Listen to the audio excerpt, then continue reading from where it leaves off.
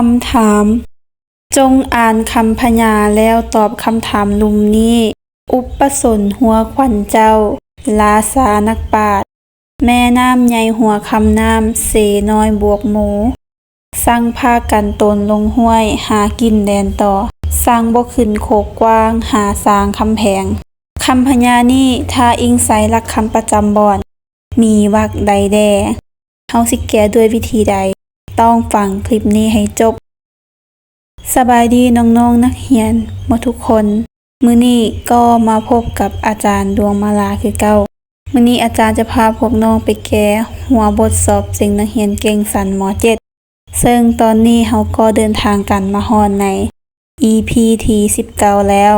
สำหรับผู้ใดที่เข้ามาฟังเข้ามาเบิ่งเข้ามาชมก็อย่าลืมกดไลค์กดแชร์คลิปนี้นำแล้วสำหรับผู้ใดที่เข้ามาใหม่อย่าลืมกดติดตามช่องของอาจารย์แด่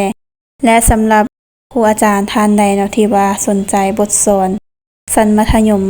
แต่ม.1 ถึงม.7 วิชาภาษาลาววรรณคดีหรือสำหรับน้องๆนักเรียนผู้ใดที่สนใจบทเรียนเกี่ยวกับวิชาภาษาลาววรรณคดีสามารถติดต่อมาได้ที่เบอร์ 020-7871-6175 บัดนี้เฮามาเข้าสู่ในการแก้บทฝึกหัดของเฮาเลยตัวนี้เนาะเพิ่นให้เฮาอ่านบทก่อน4วรรคหั่นเนาะแล้วให้เฮาบอกว่าถ้าว่าอิงใส่หลักคำประจำบอน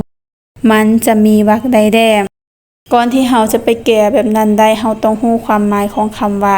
หลักคำประจำบอนเนาะสำหรับหลักคำประจำบอนแม่นหลักการ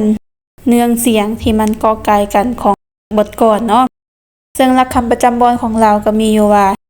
กลางเอกโทกลางเอกกลางกลาง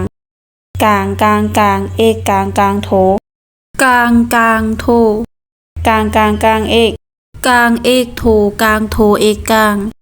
สำหรับวรรคที่3เป็นกลางกลางโทเนาะแล้วก็กลางกลางเอกบัดนี้เฮามาเบิ่งความหมายของคำว่าวรรคหมายถึงแถวในบทก่อนซึ่งว่าบาท1เนาะจะมีอยู่4วรรคคืออันที่1แม่นวรรคสดับอันที่2แม่นวรรคหับอันที่3แม่นวรรคห้องและอันที่4แม่นวรรคสงถ้าเปรียบเทียบในบทก่อนก็คือวรรคสดับจะเป็นแถวที่1เนาะวรรคหับจะเป็นแถวที่2วรรคห้องจะเป็นแถวที่3และวรรคทรงจะเป็นแถวที่4บัดนี้วรรคที่ว่าสามารถกงกับคำประจำบอนก็มีวรรคห้องแล้วก็คือวรรคห้องจะเป็นกลางกลางโทกลางกลางกลางเอกซึ่งในบทก่อนก็มีสร้างพากันมาตนลงห้วยหากินแดนต่อและมีวรรคสงกลางเอกโทกลางโทเอกกลางในบทก่อนที่ว่าสร้างบ่ขึ้นโคกกว้างหาสร้างคำแพงแต่เฮาจะสังเกตได้ว่าเนาะอยู่ในตอนที่2ของวรรคทรงก็คือหาสร้างคำแพงแม่นหลักคำประจำบอนบ่ถึกหมดเนาะเพราะว่ามันบ่มีคำเอกอยู่ในนั้นแต่คือว่าแล้วเนาะสำหรับบทก่อนแม่นเฮาสามารถนโยบายกันได้คือในวรรค1หรือว่าในบาท1อาจจะมีบางแถวหรือว่าบางตอนที่ว่าบ่ถึกกับหลักคำประจำบอนแต่ว่าทั้งนี้ทั้งนั้นเพิ่นก็ต้องได้เบิ่งเกี่ยวกับความหมายของมันและก็หลักการเกาะกายของมันก็ได้แล้วและนั่นก็เป็นการแก้หัวบทสอบเซ็งใน EP นี้เนาะสำหรับผู้ใดที่ว่ามีหยังแม่นสามารถคอมเมนต์แลกเปลี่ยนกันได้ที่ใต้คลิปแล้วพบกันใหม่ในคลิปต่อไป